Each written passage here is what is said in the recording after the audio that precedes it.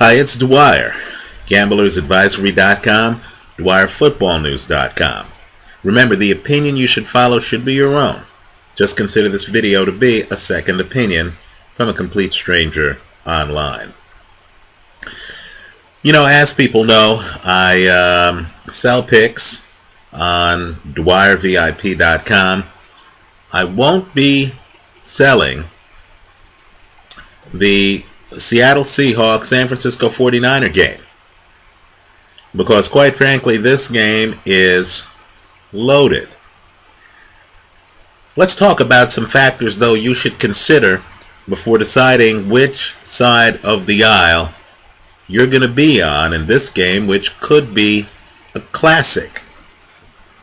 Now, I know the public right now is really enamored with Andrew Luck and RG3, right? Many are also enamored with Ryan Tannehill.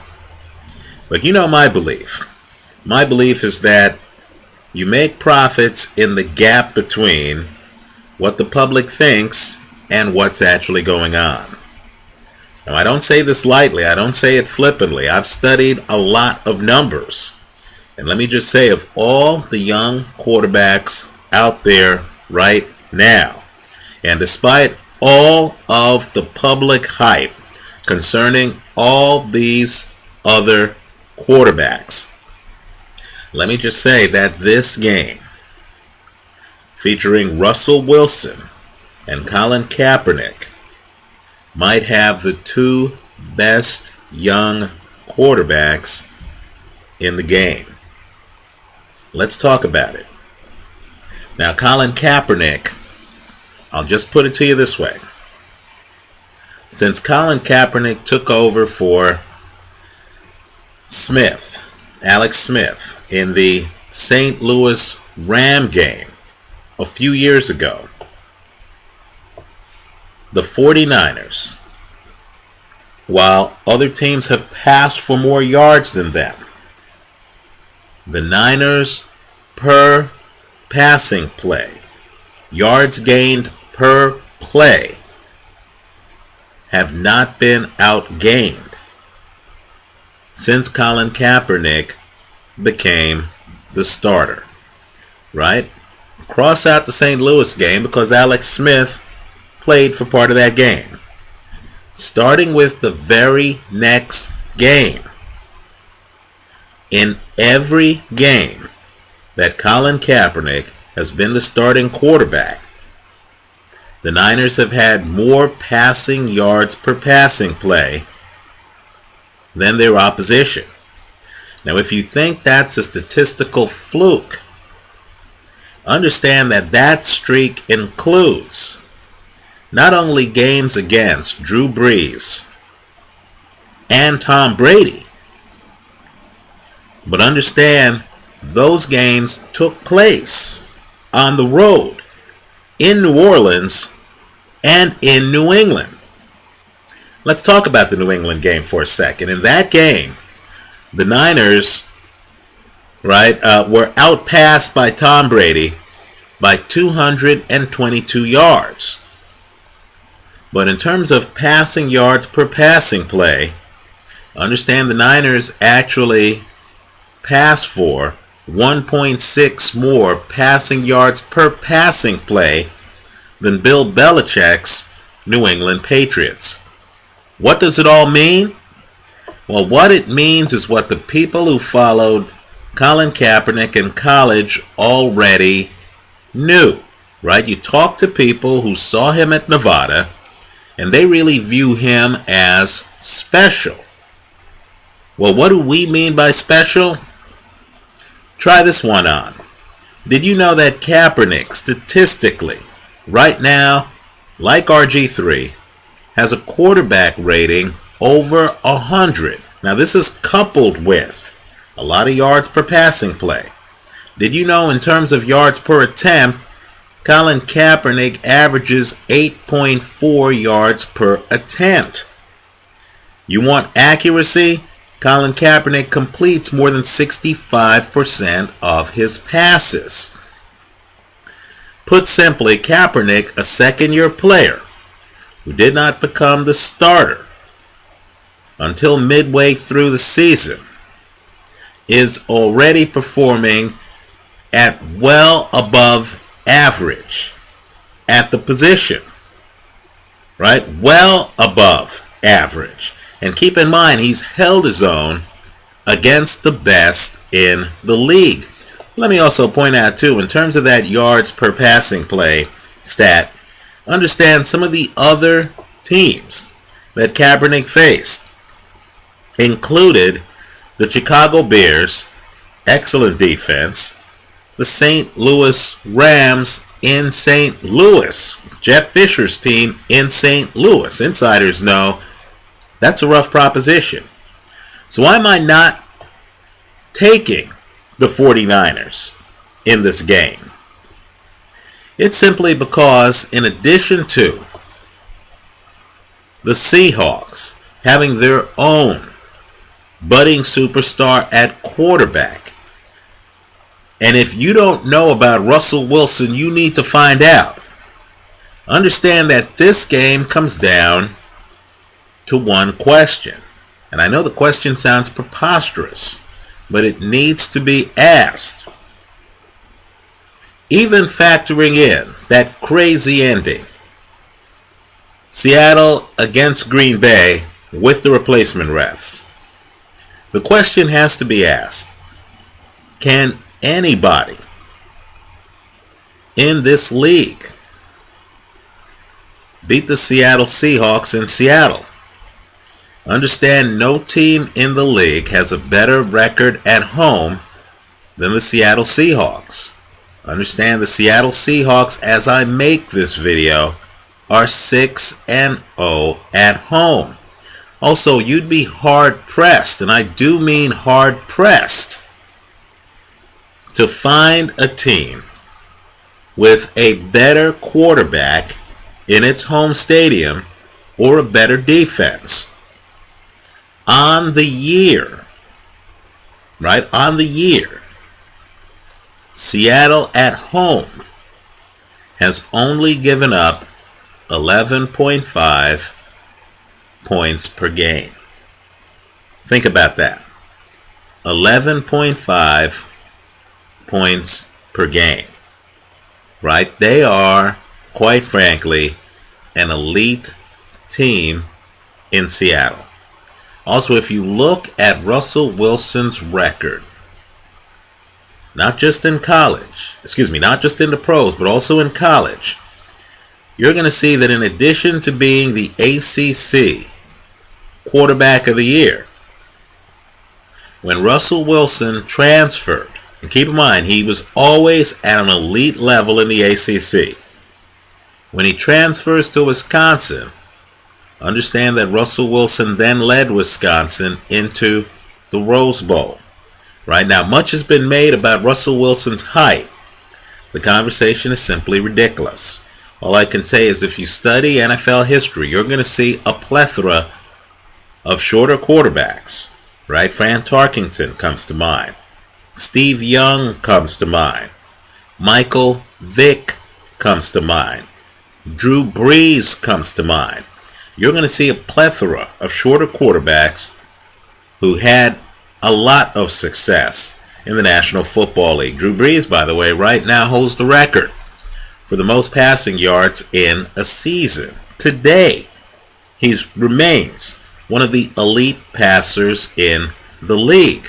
Now, people need to realize that Russell Wilson is so real, right? Just look at his college stats, look at his current stats, that it might surprise many people to learn that Russell Wilson has more passing touchdowns than RG3 or Andrew Luck. So as you look at this game, understand you're dealing with perhaps the league's best all-round defense in the San Francisco 49ers. Perhaps the league's best defense at home in the Seattle Seahawks. And two quarterbacks, both of whom, forget the fact that they're young, right? Both of whom have quarterback ratings of 95 or higher. Right? Both of whom complete more than 60% of their passes. Both of whom throw the ball downfield so much they both average more than 7.5 yards per attempt. Now I do have a lean in this game. I'm not recommending. This isn't strong enough to be a pick. Right? When I issue picks, I actually have a conviction. I don't have a strong conviction here. But I do believe that Seattle is underrated. I'm leaning toward Seattle in this game. To just put it in perspective, right? Seattle covered the last time they played. They were 7.5-point underdogs. They went to San Francisco, and they actually covered. They lost the game. Lost by 7, but they covered the spread. Well, my point is simply this. Seattle is good on the road, but at home, they're great. Let me also say that San Francisco, just timing-wise, it's just luck of the draw. San Francisco just played a nationally televised emotional game, right? A validation game against New England, a team that is almost impossible to beat in New England in December, right? A team with perhaps the biggest reputation in the league. Tom Brady, 5 Super Bowl appearances, 3 wins. Bill Belichick, on most people's short list as best coach in the league. And the Niners traveled to New England on Monday night and beat them. I just believe that level of intensity, especially when they know that if they beat Arizona week 17, they win the division. I just feel that that level of intensity is hard to maintain over 2 weeks, right? I just think that the Seahawks have been waiting for this game. This game is their version of the game last week for the Niners. The Seahawks have been waiting for this game. Russell Wilson, I believe, has a quarterback rating over 100 at home, right? They're loaded for bear. Everyone in the Northeast who's into football is going to be tuned in to this game. I just think the Niners are going to have a hard time matching the intensity. As you watch the game too, and as you think about the quarterbacking, and understand, both of these guys have cannons, right? Don't focus on height. Focus on velocity. Focus on accuracy. Both of these guys have cannons.